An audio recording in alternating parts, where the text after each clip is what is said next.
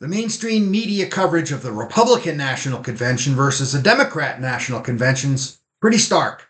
Let's start with our old friends, MSNBC. Tonight, the Republican convention comes to its conclusion as the Republican Party's presidential nominee gives his acceptance speech. And he is giving this acceptance speech, I think it cannot be overstated. He is giving this acceptance speech in truly unique, even bizarre circumstances. I mean, there's no nicer way to say this, but he is a felon, recently convicted of 34 felony criminal charges, now awaiting sentencing for those charges, facing up to 4 years in prison.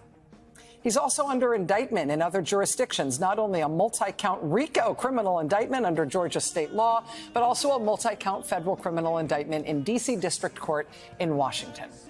Do you think CNN's any better? Check this out. I want to bring in our CNN fact checker, senior reporter Daniel Dale.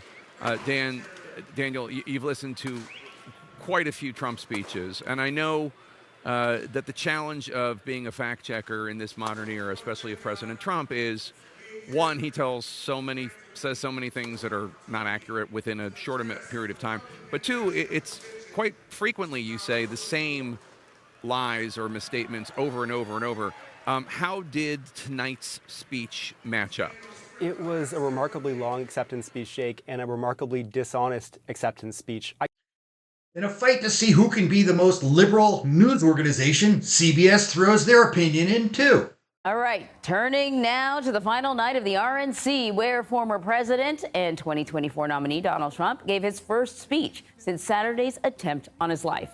He accepted his party's nomination and spoke sort of unity, while also repeating the attacks and false claims that have helped divide the country.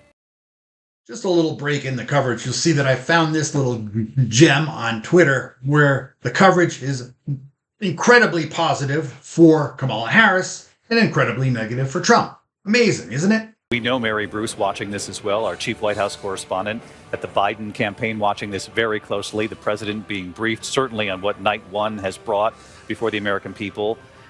We heard about inflation. We heard from the head of the Teamsters about the American worker. That's going to be a tough pill to swallow for the Biden campaign, given the fact that we know President Biden, the first president to publicly walk a picket line, that's going to be a challenge for them going forward. Still no formal endorsement, but nonetheless, what's the Biden campaign saying about night one here?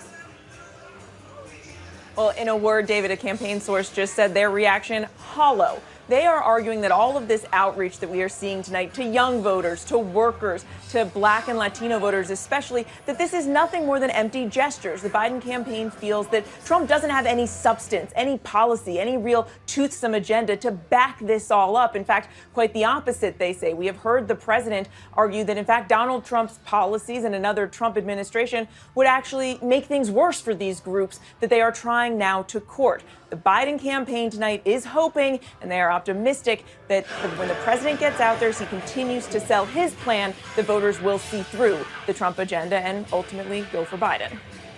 So now we'll move on to the mainstream media's coverage of Kamala Harris.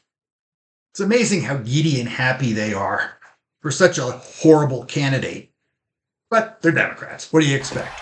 Wow. And that was just the beginning. Just well, Willie, I mean, you talk about a show of force, a show of power. That was impressive. I don't think I've ever seen anything like that before. I mean, 15,000 in Milwaukee, just packed. And then, in Chicago also at the convention. Wow, that was crazy. Yeah, all right, you will remember where you were when you heard this speech tonight from the Vice President of the United States, Kamala Harris, really introducing herself to the nation, speaking as much to Republicans and independents as she was to the Democrats who were nominating her tonight, asking Americans to remember how great their country is and to fight for its values. You're going to remember where you were on this night. This is an inflection point in history. I will say Kamala's speech had so much policy information in it, they had to talk about what she was wearing instead. Watch this. I will say she also wasn't wearing white. There were lots of folks that were wearing white tonight. When I was down there at the convention, they talked about wearing white and Fannie Lou Hamer, this moment, the history. Vice President Harris is somebody that is not enamored with the history that she could potentially make. She's been the first in many of the things that she's done throughout her career. To me, her choice of what to wear today also said that I am about my business and that there's still work that needs to be done. And we're going to wear the white if we win. And the media didn't just stop at President Trump. They also took on J.D. Vance. Look at how they talk about Vance versus Waltz. We read about the former comms director for Kamala Harris. And on CNN, she said that Vance would hold and would pose the greatest threat to Kamala Harris in a debate. I know this early to ask this question, Kaivan, but what's your response there? I don't agree. I mean, if you've seen, J.D. Vance has actually been a pretty poor interviewer. There was that viral clip of Caitlin Collins calling him out for attacking those campus protesters, but defending January 6th insurrectionists.